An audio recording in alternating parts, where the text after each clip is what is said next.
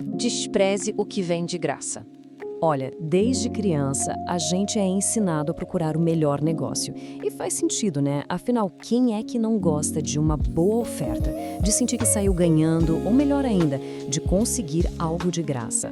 Parece a coisa mais lógica do mundo, certo? Mas e se essa busca toda pelo grátis for, na verdade, uma grande armadilha? E se o melhor negócio de verdade for aquele que no primeiro momento parece o mais caro? Pois é, vamos mergulhar um pouco nisso. Tem um provérbio japonês antigo que resume essa ideia de um jeito perfeito. Nada custa mais caro do que aquilo que é dado de graça. É uma frase que vai totalmente contra o senso comum, mas que, acredite, esconde um segredo importantíssimo sobre o poder.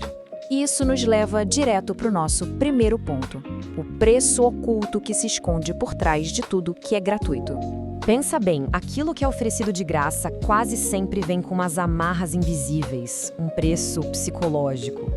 Sabe, aquele sentimento de obrigação, uma culpa que fica no ar, a nossa própria independência que fica meio comprometida e até aquela pulga atrás da orelha sobre a qualidade daquilo.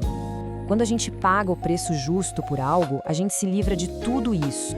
E talvez não exista um exemplo histórico melhor sobre os perigos do almoço grátis do que a lendária busca por Eldorado. Acompanha só o roteiro desse desastre. Em 1541, Gonçalo Pizarro sai com uma expedição gigantesca atrás de uma cidade feita de ouro. A promessa de riqueza fácil, né? Só que isso vira um pesadelo rapidinho. As chuvas acabam com os suprimentos, eles começam a torturar os nativos para conseguir informação e só são enviados para becos sem saída cada vez mais fundo na selva. Em questão de meses, os uniformes eram farrapos, as armaduras lixo enferrujado e a fome era total. O resultado, em 1542, os poucos sobreviventes voltam parecendo, nas palavras da época, saídos do inferno, depois de andar 3.200 quilômetros em círculos. A busca pelo ouro grátis custou para eles, literalmente, tudo.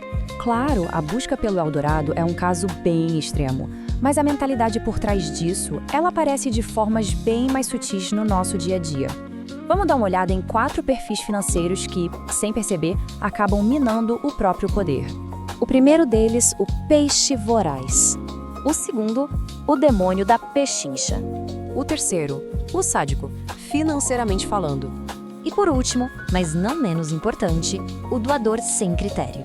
O problema central de cada um desses perfis é a inflexibilidade, a falta de jogo de cintura. O peixe voraz, por exemplo, só enxerga números, não pessoas, e com isso afasta todo mundo. Já o demônio da pechincha perde um tempo e uma paz de espírito enormes por meros centavos. O sádico usa o dinheiro para controlar, para torturar, e o que ele ganha com isso? Ressentimento. E o doador sem critério, ele dá tudo de forma emocional, querendo ser amado, e acaba virando um imã pra gente aproveitador. Ok, então se esses são os caminhos que a gente deve evitar, qual é a abordagem certa?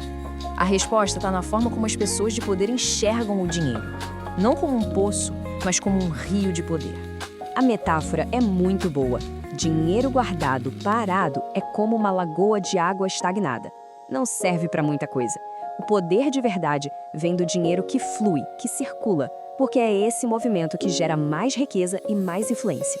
Para entender isso na prática, olha só esse contraste aqui. De um lado, a duquesa de Marlborough, que economizava cada centavo e deixou um legado de mesquinhez e relacionamentos destruídos. Do outro, Lorenzo de Medici, que gastou uma fortuna com artistas e por isso ficou conhecido como o Magnífico, o grande patrono do Renascimento. Um acumulou, o outro fez circular. A diferença no legado é brutal. E essa ideia de circulação nos leva a uma tática que é, assim, extremamente poderosa. Usar a generosidade como uma arma. Um escritor do Renascimento, Pietro Aretino, era um mestre nisso. O que ele fazia? Primeiro, ele gastava para criar uma reputação, uma imagem de poder e generosidade. Depois, ele dava presentes incríveis aos poderosos, mas se posicionando como um igual, não como um bajulador. Isso, claro, criava uma dívida de gratidão.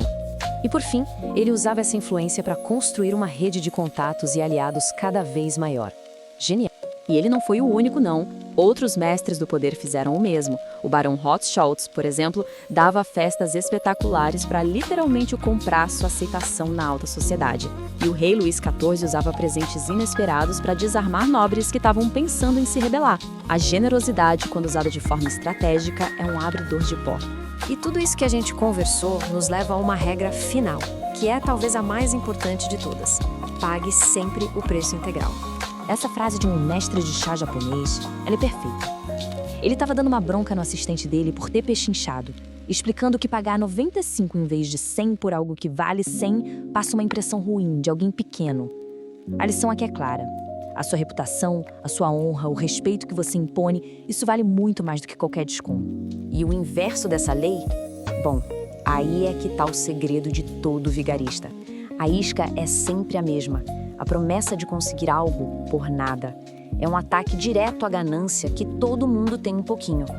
Como disse um golpista famoso uma vez, o desejo por um almoço grátis já custou fortunas a muita gente. Então, no final das contas, depois de tudo isso, quantas coisas na vida são realmente de graça?